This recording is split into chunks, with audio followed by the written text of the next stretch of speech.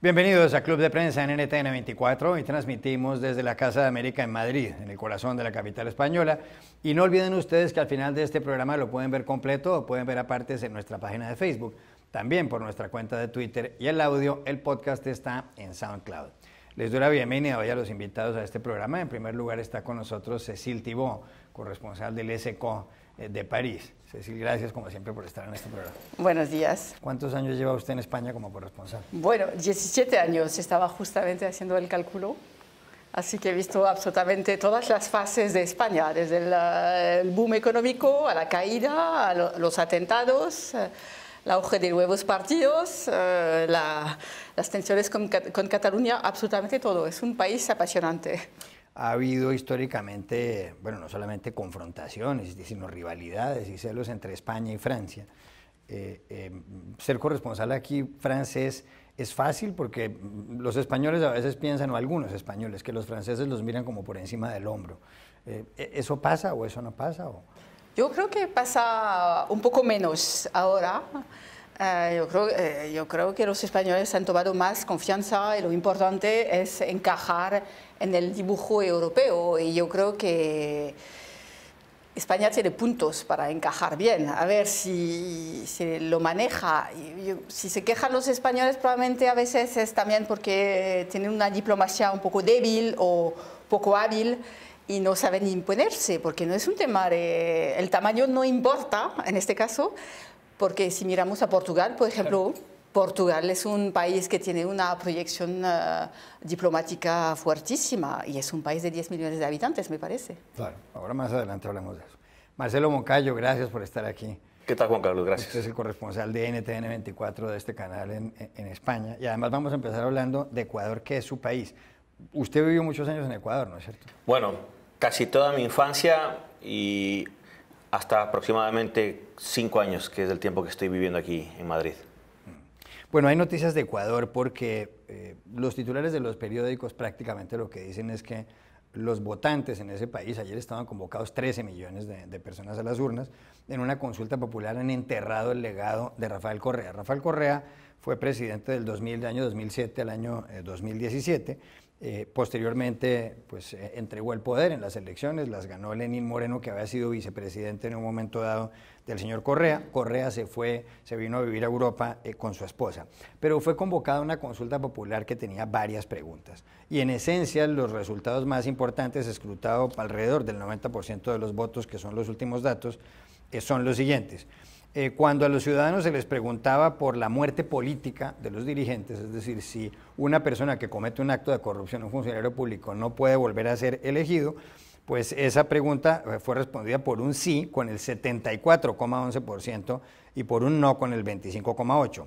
Otra de las preguntas importantes es si pueden ser imprescriptibles los delitos sexuales contra menores de edad. El 73,9% de las personas dicen que el castigo debe prevalecer siempre, el 26,07% dijo que podría haber prescripción. Pero lo más importante es que cuando a los ciudadanos se les preguntó si hay que eliminar la reelección indefinida, el 64,8% de la gente dijo que sí, el 35,1% de las personas dijeron que no. Es decir, Rafael Correa no puede ser reelegido nuevamente, que es algo que se supone que él pretendía. ¿Cuál es, en su opinión, la principal conclusión de estas votaciones de ayer?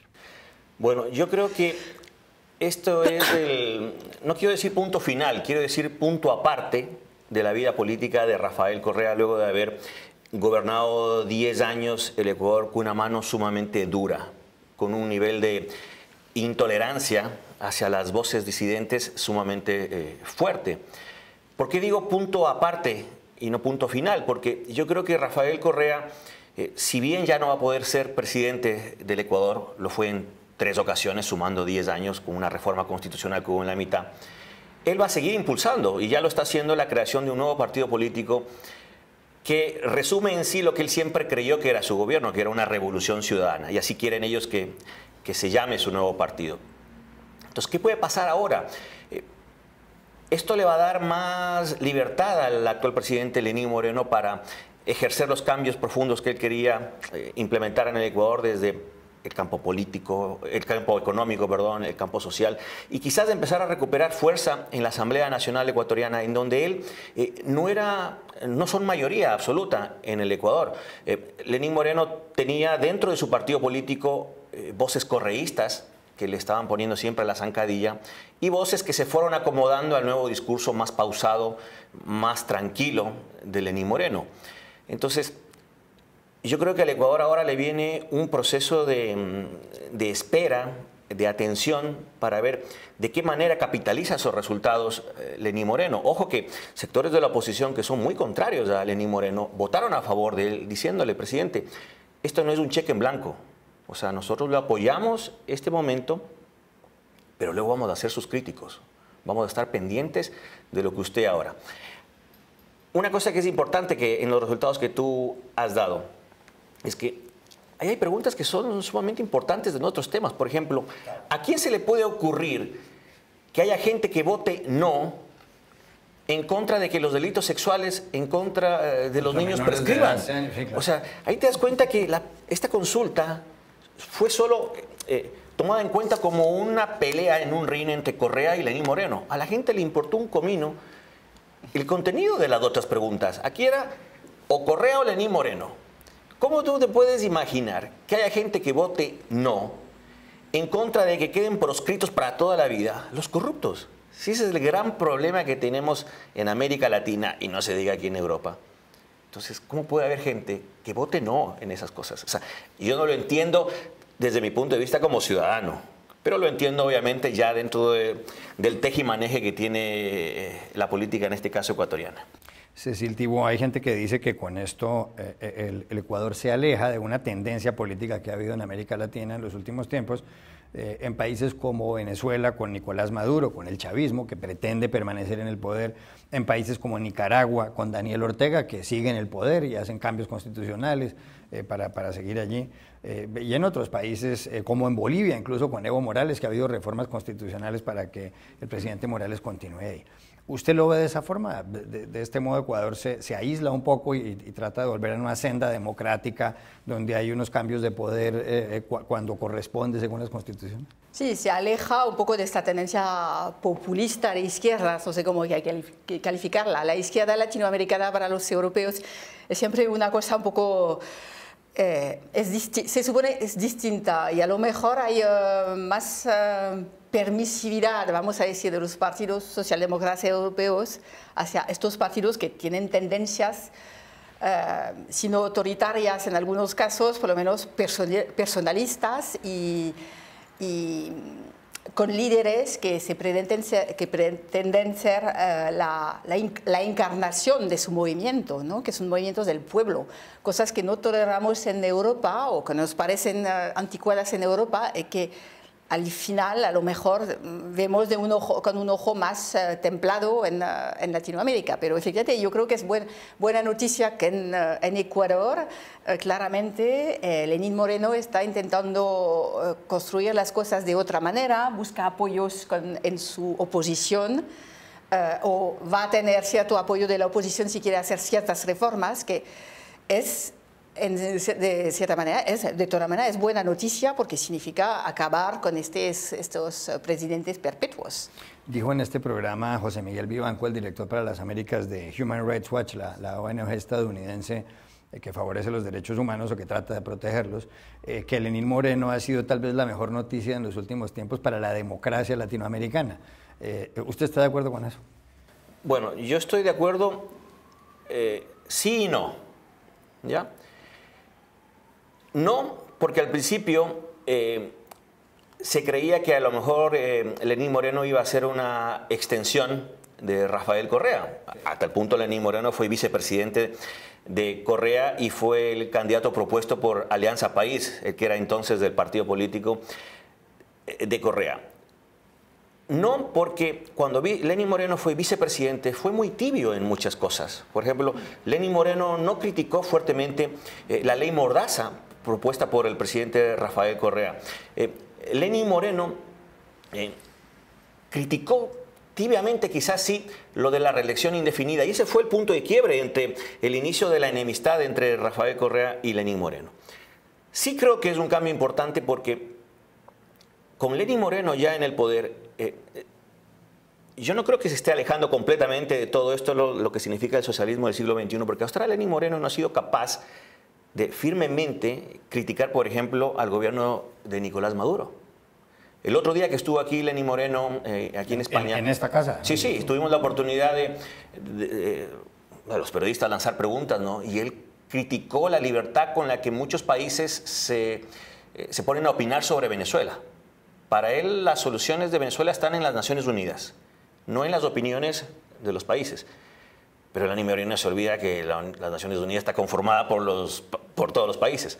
Entonces, para mí lo positivo de que haya Lenín Moreno llegado a la presidencia del Ecuador es que el Ecuador va a poder tener un discurso moderado, tranquilo, sin insultos, sin ofender y desprestigiar al opositor, que era el estilo de todos los días del presidente Rafael Correa. Hay más noticias de América Latina, Cecil. El secretario de Estado de Estados Unidos, Rex Tillerson, ha emprendido un viaje por algunos países de la región. Incluso dio un discurso antes de llegar a América Latina en la Universidad de Texas, en Austin. Pero acaba de pasar por Argentina y dio una comparecencia, una rueda de prensa con Jorge Fauri, el ministro de Exteriores argentino. Y en este encuentro de los dos cancilleres en Buenos Aires dijo que sancionar el petróleo venezolano o prohibir la venta de productos venezolanos es algo que consideramos. Dijo además Tillerson que Estados Unidos no va a reconocer el resultado de las elecciones presidenciales en Venezuela, que van a tener lugar antes del 30 de abril. La Argentina tampoco lo va a hacer, según ha dicho el presidente argentino Mauricio Macri. Pero aquí la pregunta es, ¿será que unas sanciones al petróleo venezolano terminan más bien perjudicando a todo el pueblo venezolano? Porque hasta ahora algo que se había elogiado de las sanciones del gobierno del presidente Donald Trump en Estados Unidos contra Venezuela es que habían estado muy dirigidas únicamente a ciertos funcionarios o exfuncionarios del chavismo, pero que de esa manera no se perjudicaba a la ciudadanía en general venezolana. ¿Es esto un cambio de tendencia entonces? Y repito, además la política de Trump con Venezuela es de las pocas cosas que se le han elogiado al presidente de Estados Unidos. Sí, efectivamente, este discurso puede ser inquietante para el pueblo de Venezuela, porque puede ser víctima de un futuro bloqueo, ¿no? Como algo cubano, vamos a decir. Y parecía que los Estados Unidos habían entendido que había que orientar su manera de sancionar solamente hacia políticos y políticas en concreto, y no al conjunto. Así que no sabemos, el tema también es siempre la incertidumbre del rumbo de la Casa Blanca. Todavía no lo tenemos bien claro en términos general, ¿no? Es un poco sujeto a cambio cotidiano. Desde hace meses no sabemos exactamente a dónde va. Así que vamos a ver si algunos dentro del equipo presidencial pueden templar las cosas. Si ha sido solamente un efecto de anuncio en Argentina para marcar distancias con Venezuela, que es lo lógico, pero no podemos prejuiciar de lo que puede pasar después. Marcelo Moncayo. Bueno, tomar medidas sobre el petróleo venezolano sin duda alguna será, creo yo, una de las medidas más fuertes que podría tomarse en contra de la economía venezolana. Y obviamente yo creo que eso va a afectar a toda la ciudadanía y quizás esa es la parte negativa. O sea, si ya los venezolanos están sumamente mal, imagínate lo que sería aplicar sanciones a lo único que sostiene la economía venezolana, que es del petróleo. Estados Unidos tiene 3 grandes proveedores de gasolina, Colombia, México y Venezuela. Entonces, si ya le pongo sanciones a Venezuela, significa que se va a potenciar la compra a Colombia y a México. ¿Qué va a pasar con la economía venezolana, que ya de por sí es catastrófica? Si en algo se sostiene la comunidad venezolana, es en el petróleo. Le quitas del petróleo, yo no sé qué pueda pasar ahora en la poca estabilidad, por ponerle algún nombre, que podría tener la economía de ese país bajo las riendas de Nicolás Maduro. O sea, es realmente una incertidumbre, porque si bien las sanciones que se habían anunciado en mayo pasado de parte de la administración Trump, que de alguna manera se complementan con las anunciadas desde la Unión Europea, que son sanciones dirigidas, ¿no?, a los personajes claves del chavismo, a los que se consideran los artífices de toda esta catástrofe social, política, económica. pero ya una medida contra el petróleo hay que mirarla con pinzas porque realmente la sociedad yo creo que es la que va a terminar, como siempre en el caso venezolano, pagando los platos rotos. Ya regresamos a Club de Prensa. Volvemos a Club de Prensa en NTN 24 desde la Casa de América en Madrid. Cecil, va mañana martes Emmanuel Macron, el presidente de Francia, a Córcega. Córcega es una isla italiana, está a 200 kilómetros del sur de la costa francesa. En la antigüedad fue romana, del Imperio Romano. Fue italiana por muchas épocas, controlada incluso por Génova, que era una de las ciudades más importantes en el medioevo. Pero es una isla francesa que está justo al norte de Cerdeña, isla esa sí italiana. Pero ahí en Córcega, donde hay 325.000 habitantes, es una isla de 8.600 kilómetros cuadrados, hay un movimiento independentista, un Frente de Liberación Nacional Corso. Y hubo manifestaciones ayer de los en realidad no son independentistas corsos, aunque históricamente lo han sido, pero lo que están pidiendo es mayor autonomía financiera esencialmente y más competencias para el gobierno regional. Le pregunto esto porque además Córcega está muy cerca de Cataluña, en donde ha habido una crisis política muy seria con el resto de España, porque hubo un referendo independentista considerado ilegal el pasado 1 de octubre y porque todavía se está tratando de establecer si el señor Carles Puigdemont va a ser o no el presidente del Parlamento, o sea, del Parlamento regional. ¿Qué es lo que pasa en Córdoba? ¿Cómo se puede explicar para los televidentes de este programa cuál es el lío ahí y por qué le están sacando las uñas al señor Macron antes de que llegue? Sí, yo creo que lo que quieren es recibir a Macron enseñando fuerza y pulso, ¿no? Los autonomistas, se llaman, o nacionalistas, han ganado efectivamente las últimas elecciones territoriales hace poco. Y lo que quieren ahora es negociar un nuevo estatuto con más margen de maniobra en el tema de finanzas, de organización del territorio y todo este tipo de cosas. La diferencia con Cataluña es abismal. Es una región muy poco poblada, pobre, y que vive de subvenciones, que vive del flujo de dinero que llega desde París, desde el resto de Francia, desde el Estado central. Entonces, yo creo que vamos probablemente a llegar a unas propuestas de Macron que está intentando, que tenía desde hace unas semanas un discurso sobre el hecho que la República Francesa, el Estado francés es indivisible, pero plural también. Esta pluralidad ha conseguido introducirla un poco en zonas como Nueva Caledonia o en territorios de ultramar que tienen estatutos con más autonomía y más ayuda, incentivo fiscal. Córcega es más complicado porque es más cerca, está muy cerca de Marsella, a pesar de todo. Hay un movimiento que ha sido violento, hay un movimiento nacionalista que ha derivado en querelas mafiosas de familias, porque 325.000 habitantes significa que todo el mundo se conoce y que todo es guerra de clanes. Y cuando digo de guerra de clanes es realmente preocupante a nivel de gente que ve su coche explotar o su casa de verano destrozada y bueno, los asesinatos son muchísimos al hilo de estos últimos años. Entonces hay nacionalismo y gran delincuencia. Marcelo Moncayo, a propósito de Córcega, bueno, Corso fue Napoleón Bonaparte, como todo el mundo sabe. A propósito de Córcega y de Cataluña, hay muchas noticias de la política española. La crisis catalana ha hecho girar alrededor de sí la política española. Hay hoy unos titulares en el diario El País, donde el principal dice: los líderes regionales del PP, del Partido Popular, que es el partido de Mariano Rajoy, el presidente del gobierno español, piden cambios drásticos en el gobierno. Y además lo que cuenta un poco este artículo es que el Partido Popular quiere diferenciarse un poco de Ciudadanos. Ciudadanos es un partido de centro-derecha que se fundó en Cataluña y cuyo líder es Albert Rivera, que es socio del Partido Popular, no solamente en el gobierno aquí en Madrid, sino también a nivel regional en Cataluña, aunque son partidos distintos, pero están más o menos en la misma línea. ¿Qué es lo que ocurre? El señor Mariano Rajoy es presidente del gobierno español desde el año 2011. acaba de decir que quiere volverse a presentar a otro mandato, que quiere ser reelegido. Pero según las últimas encuestas, y le voy a leer los resultados de la última encuesta de Metroscopia publicada en el diario El País, si las elecciones fueran hoy, y esta encuesta es del pasado mes de enero, Ciudadanos obtendría el 27,1% de los votos, el Partido Popular obtendría el 23,2% de los votos. En tercer lugar estaría el PSOE, el Partido Socialista Obrero Español, que ha sido históricamente la oposición del PP, con un 21,6% de los votos, y mucho más abajo estaría Podemos, el partido de Pablo Iglesias. En la actualidad el PP, de los 350 escaños del Congreso de los Diputados, tiene 137, es decir, no tiene mayoría para gobernar, tienen que gobernar con apoyo de los demás.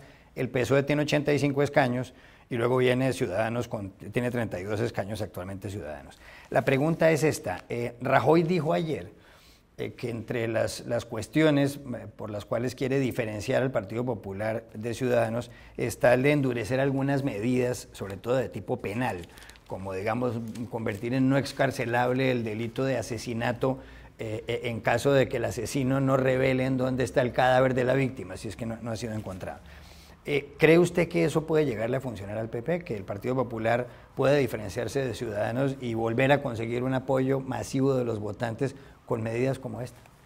Yo no creo que eso sea suficiente para que el PP logre diferenciarse más aún de Ciudadanos, porque Ciudadanos ha hecho un trabajo de hormiga en los últimos meses, años, desde que se formó como partido político nacional, porque antes su nicho de acción era únicamente Cataluña. Yo creo que el Partido Popular lo que tiene que hacer es, aparte de tomar medidas que pueden considerarse importantes, es renovar muchas de sus figuras y quizás aprender a superar el batacazo que se le dio en Cataluña en las elecciones del 21 de diciembre, donde convirtieron al Partido Popular en un grupo político residual, o sea, políticamente hablando ya no son casi nada en Cataluña. Entonces yo lo que creo es que el Partido Popular lo que tiene que hacer es, sí, tomar medidas quizás judiciales que afecten cosas como la corrupción, ¿ya? Que haga un mea culpa y diga, a ver, ¿quiénes de todas las personas que son parte de nuestro partido de alguna manera se han visto beneficiadas por algún tipo de negociación ilícita, ¿no es cierto? Y tomar medidas reales, porque ¿qué hemos escuchado ahora con los casos de Valencia? Yo no sé, yo no escuché, yo no sabía. O sea, es difícil que un líder nacional no sepa lo que pasa en localidades importantes como Valencia o otro tipo de lugares en donde el Partido Popular siempre ha sido importante. Entonces yo creo que al Partido Popular le empezaría a ir mejor cuando empieza a practicar, por ejemplo, cosas como hacen los católicos de la iglesia, es por mi culpa, por mi culpa, por mi gran culpa, y te da los golpes de pecho y empiezas a reconocer tus propios errores. O sea, no buscar la paja en el ojo ajeno, sino búscatela en tu ojo. La viga en el propio. Cecil Divo, usted lleva bastantes años, como contaba, cubriendo España. ¿Usted cree que en las próximas elecciones, las municipales, que son a mediados del año entrante, Ciudadanos puede dar una gran sorpresa y que quizá en las próximas elecciones generales, las elecciones nacionales, por decirlo de algún modo, Ciudadanos puede ganarle al PP? Todavía estamos en fase de tomar posiciones, ¿no? Está claro que ahora todo el mundo quiere reforzar sus posiciones y conseguir otras.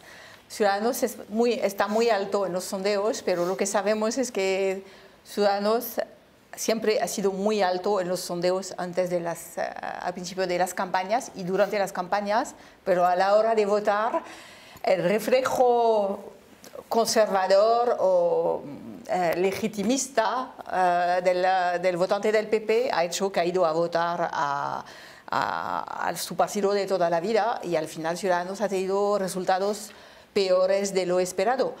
Esta vez probablemente el gran giro es la actuación del PP en Cataluña, que ha decepcionado a muchísima gente. Además, efectivamente, como bien decías, lo de la corrupción es como alucinante que Rajoy cada vez que está entrevistado contesta no me consta o son tres peras podridas. Pero no puede ser que un partido que claramente, según todos los indicios que maneja la policía, los jueces de instrucciones y tal, tiene un sistema de recaudar dinero a través de contratos, de atribución de contratos públicos para financiar campañas y llegar dopados a elecciones en cada región. Es tan evidente que el hecho que no lo diga es como un reconocimiento de su debilidad total, ¿no? Y esta debilidad total se ha notado también en Cataluña, donde no ha sabido actuar, mandar mensajes de tranquilidad, no ha tomado iniciativa, se ha escondido detrás de los jueces y ha decidido no tomar ninguna iniciativa política y dejar policía, jueces, investigadores actuar con después el hilo de circunstancias que nos ha llevado a una situación absurda, bloqueada, y un culebrón sin fin, ¿no? Podemos hablar de Cataluña sin después fin. También, pero todo esto es a raíz de la no actuación política del Partido Popular, así que si quiere tomar iniciativa, pues es el momento, porque el año que viene, en 2019, en mayo me parece, serán municipales y regionales parciales también. Mire, ayer dio una entrevista al expresidente del gobierno español, Felipe González, al periódico El Mundo. Felipe González, líder socialista que gobernó España de 1982 a 1996 y que sin duda ha sido una figura de la política española. Cuando dejó el poder se fue en medio de una serie de escándalos, no solamente de corrupción, sino que tenía que ver con la guerra sucia contra ETA, contra la banda separatista vasca que ha cometido muchos atentados terroristas. La entrevista es interesante de cabo a rabo, en mi opinión, pero dijo varias cosas. Por ejemplo, me gustaría que alguien me explicara en media hora qué quiere para este país. Él dice que aquí ningún político tiene un proyecto para España, por supuesto ni Rajoy, ni Pedro Sánchez, el del Partido Socialista, que es el candidato actual, el líder actual. Dijo además, si yo fuera Rajoy, cedería el paso y con muchísimo gusto, como diciendo, yo creo que el señor Rajoy ya tiene que irse. Y dijo otra cosa, y aquí le quiero preguntar por algo que mencionó usted al principio de este programa. Dijo que cuando él era presidente del gobierno, él tenía un pacto con Helmut Kohl, el jefe del gobierno alemán, canciller federal, y con François Mitterrand, el presidente socialista francés, en el sentido de que actuaban en conjunto, en equipo, cuando se trataba de tomar decisiones en la Unión Europea. Y menciona él que España perdió peso diplomático, peso importante dentro de la Unión Europea, por estar mirando hacia el Atlántico, es decir, que después llegó José María Aznar, su sucesor, se alió mucho con George W. Bush en la guerra en Irak y con Tony Blair, el primer ministro británico, y que España perdió peso en la Unión Europea. ¿Tiene ahí razón Felipe González o lo que pasa es que es un envidioso? Bueno, a lo mejor las dos cosas. Que Felipe González diga que Rajoy tiene que irse, no deja de ser irónico, porque el famoso váyase señor González se ha ido porque no tenía otra opción, ¿no? Es evidente que Felipe González ha durado muchísimo en el poder, muchísimo más de lo que querían algunos, seguro. Pero en esto, eso no quita que efectivamente durante todos sus mandatos ha anclado muy bien España dentro del conjunto europeo y tenía un apoyo desde la socialdemocracia alemana que era fuertísima y que probablemente mucho más que los apoyos franceses, que los franceses no habían entendido lo que pasaba en España.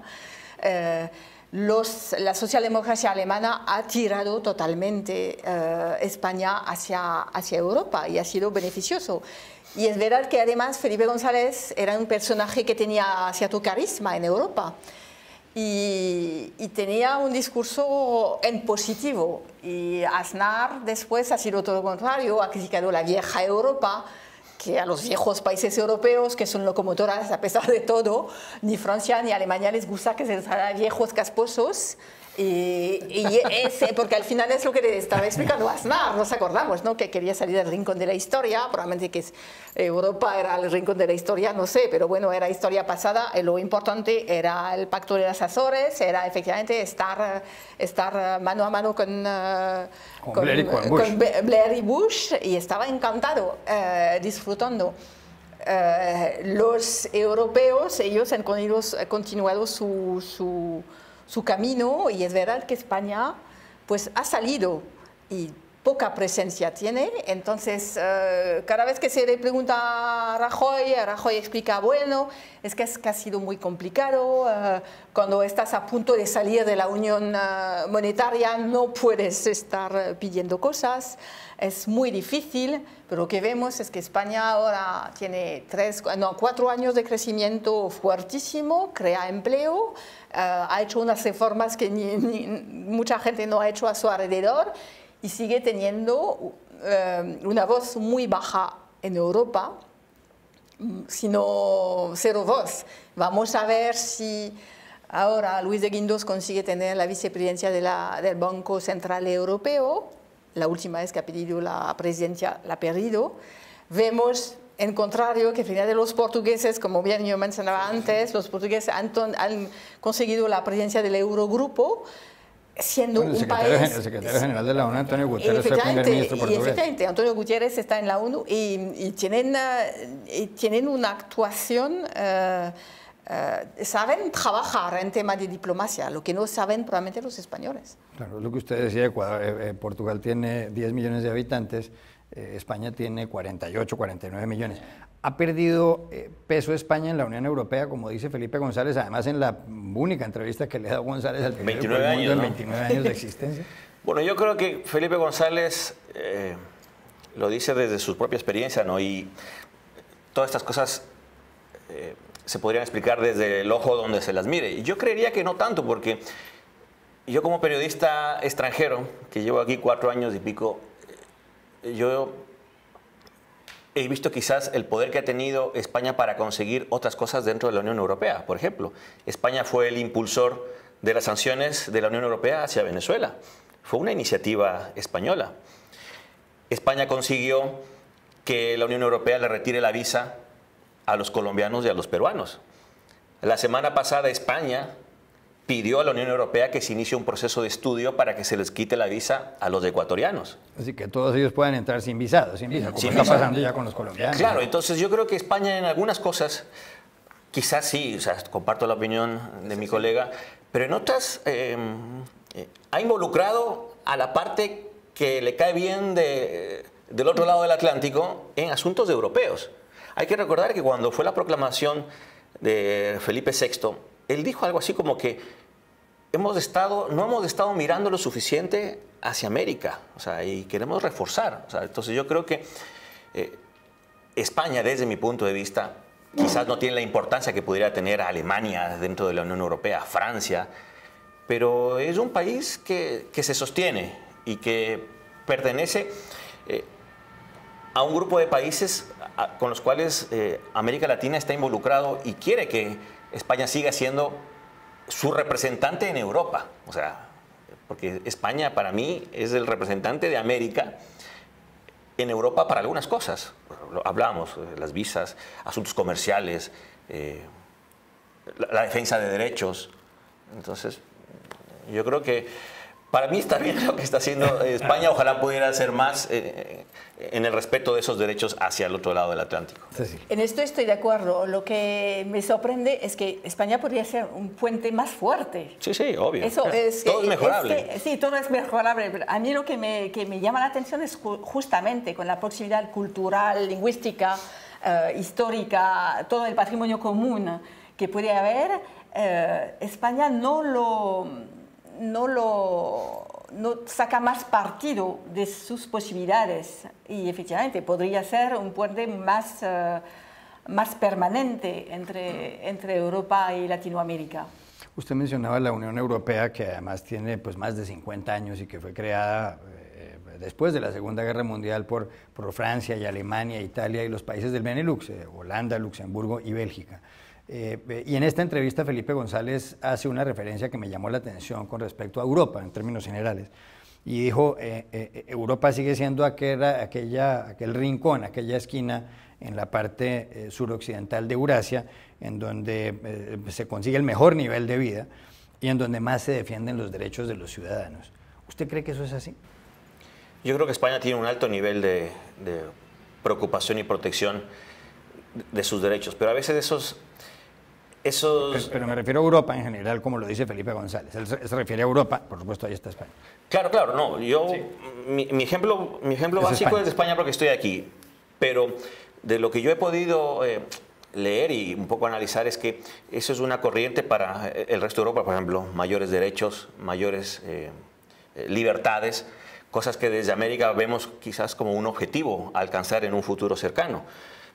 Yo creo que Felipe González obviamente habla desde su experiencia y lo que él siente que se ha podido ir perdiendo, pero yo viéndolo desde lejos, yo creo que Europa ha ido creciendo en ese tipo de situaciones porque se ha convertido cada vez más en un ejemplo para los que seguimos buscando ese tipo de objetivos, no sé, defensa de los derechos de las mujeres, de los niños, de todo, de los animales. De todo, de los animales, o sea...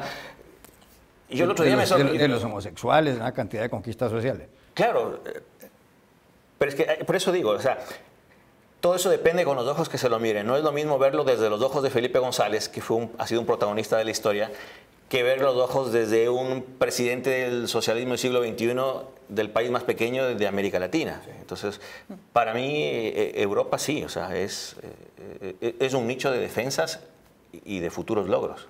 Es así, hay que recordar aquel debate en la ONU de Dominique de Villepin, entonces canciller francés, cuando la guerra de Irak, que dijo que este era, que era el viejo continente, pero que era el que defendía los valores. Sí, yo creo que, bueno, Dominique de Villepin sí que el discurso ha sido un poco muy llamativo, ¿no? Porque un poco con este toque un poco napoleónico, ¿no? Pero, no, antiguerra, pero... Europa todavía le falta definirse y estamos todos esperando el resultado de los pactos de Angela Merkel en Alemania para sentar un gobierno estable y tener nuevos aliados que probablemente van a ser el SPD, los socialdemócratas alemanes, se supone, es lo que quiere ella, desde luego. Si Alemania consigue un gobierno estable, ahora, si como Emmanuel Macron está empujando mucho para reformas y tal, podríamos avanzar hacia más integración europea. Es decir, tener un proyecto europeo más definido. Y todo el mundo vemos que hay que hacer efectivamente la unión bancaria, resolver todos los temas económicos, pero también definir bien un proyecto social. ¿Qué es la sociedad europea? Este viejo modelo de bienestar europeo está perdiendo fuel, está muy criticado, el liberalismo ambiente está dejando grietas y entonces todo esto se tiene que redefinir, reafirmar y es importante porque esta cohesión y esta proyección de un modelo fuerte y afirmado es la respuesta al encerramiento nacionalista, populista y todas las pequeñas fronteras que se quiere poner en Europa para defender a los pueblos como en Asterix, ¿no? Cerrar el pueblito para evitar que las legiones romanas entren. Y eso es un sueño erróneo y absurdo, además. Ya regresamos a Club de Prensa. Volvemos a Club de Prensa en NTN 24 desde la Casa de América en Madrid. Ha llegado la hora de hablar de Donald Trump, el presidente de Estados Unidos, de quien se habla mucho en este programa y en todos los medios de comunicación del mundo. Y la noticia tiene que ver con que, según la prensa, Trump le ha declarado una guerra abierta al FBI. ¿Qué es lo que ocurre? Ha filtrado, el señor Trump ha hecho público un informe del Comité de Inteligencia de la Cámara de Representantes con respecto a la investigación que se sigue sobre si Rusia incidió a favor del señor Donald Trump en la campaña presidencial que lo llevó a la Casa Blanca el 8 de noviembre del año 2016, en detrimento de Hillary Clinton, que fue la candidata demócrata la derrotada. Trump, en un mensaje por Twitter, dijo que el FBI está politizado y que además ha afectado, ha enturbiado el sagrado proceso de la investigación. El director del FBI, el actual, Christopher Wray, no ha querido darle el brazo a torcer, le ha dicho que él va a seguir con esta investigación, y es curioso además porque es un director nombrado por Donald Trump en reemplazo de James Comey, quien estaba investigando al señor Trump. También hay que recordar que hay un fiscal especial investigando este asunto que se llama Robert Mueller, un hombre que fue director del FBI, con quien trabajó en su momento el señor James Comey. ¿Cuál es la queja exacta de los republicanos? Los republicanos lo que dicen, los republicanos son el partido de Trump, lo que dicen es que toda esta investigación del FBI está basada en un informe que hizo Christopher Steele. Christopher Steele fue un agente del MI6, que es el Servicio Secreto Británico, pero lo que ocurre es que supuestamente parte de este informe se contrató por un abogado que había trabajado en la campaña de Hillary Clinton. Desde luego aquí el señor Trump dice, si eso es así, pues hay una cierta parcialidad política en lo que está haciendo el FBI. La pregunta es hasta dónde puede llegar esta pelea entre Trump y el FBI, porque pues hay quienes dicen que ahí está el señor Mueller, que no es del FBI, pero lo fue, y que dicen que ahí está el FBI siguiendo con sus averiguaciones. ¿Puede esto terminar perjudicando gravemente a Trump o lo que pasa es que los del FBI se van a asustar y se van a echar para atrás? Yo creería que esto de alguna manera le va a beneficiar a Donald Trump, porque Donald Trump tiene que estar sumamente seguro y confiado de lo que existe en ese informe del ex agente Steele como para haberlo hecho público. O sea, todo lo que hasta el viernes pasado se manejaba a nivel de especulaciones sobre que sí, que las andanzas de Donald Trump en los Estados Unidos, reflejados en este informe, él ha querido, ok, si yo soy el protagonista de ese informe, yo quiero que todo el mundo sepa lo que está pasando ahí. Entonces yo creo que eso le va a ver, tiene que beneficiarle desde mi punto de vista a Donald Trump, porque es una manera de transparencia, de decir, a mí me están culpando de haber recibido apoyo ruso, pues aquí está la información hecha por un órgano supuestamente lejano a él. Entonces, ¿qué puede pasar? Yo creo que va a sentarse, va a acudir al llamado del fiscal especial para rendir declaraciones. Y además él quiere hacer eso. Él quiere ser llamado por ese fiscal para poder insistir en lo que en ese informe se dice. Acuérdate que ese informe supuestamente está redactado con información de fuentes no contrastadas. Entonces, Donald Trump quiere dejar en evidencia todo eso y yo creo que de alguna manera tiene que beneficiarlo. Cecil Thibault, ¿en qué va a acabar esta pelea de Trump y el FBI?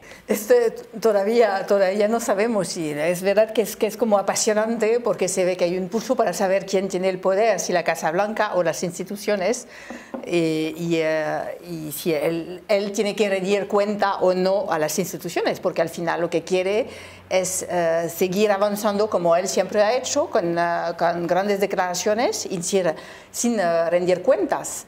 Está intentando siempre, yo creo que su juego es mover las cosas y hacer mucho ruido por todos sitios para despistar a la gente. Pero tú tienes razón, Marcelo, que efectivamente eso lo puede beneficiar, porque al final él va a poner en la mesa esto diciendo, mira, que está escrito que no he hecho nada. Este documento que me acusan, con este documento con el que me acusan, se dice, no es tan exacto como se pretendía. Pero lo que está ocultando haciendo esto es que hay muchísimo más indicios que esto. Y eso es lo que es curioso, que el FBI, que no es ningún revolucionario, es un órgano bastante conservador, protector de los dirigentes americanos desde siempre y tal, está él avanzando mucho, y Mueller ha avanzado mucho desde hace años para meses. Y hace años Mueller, hay que recordar que ha sido nombrado por Bush, después ha sido confirmado en su puesto por Obama. Es decir, que ha sido en el FBI, ha sido uno de los que realmente ha hecho consenso entre los dos partidos, que es excepcional. Ha durado 10 años, desde ha llegado en el 2001, me parece, y realmente ha contentado a todo el mundo porque ha sido un burócrata trabajador que ha llevado la transformación del FBI, que necesitaba transformarse después del 11 de septiembre. Entonces, esta persona está fuera de dudas. Y entonces el trabajo de Trump es cómo puedo destabilizar a una cosa que tiene mucho reconocimiento evidente. Entonces está moviendo, como moviendo la mesa del tablero, ¿no?, del ajedrez. Y es un arte mediático espectacular. Ya regresamos a Club de Prensa. Volvemos a Club de Prensa en NTN 24 desde la Casa de América de Madrid para despedirnos. Gracias, Cecil Tibó, por haber estado en este programa. Gracias, Marcelo Moncayo, y a ustedes los espero mañana nuevamente en Club de Prensa.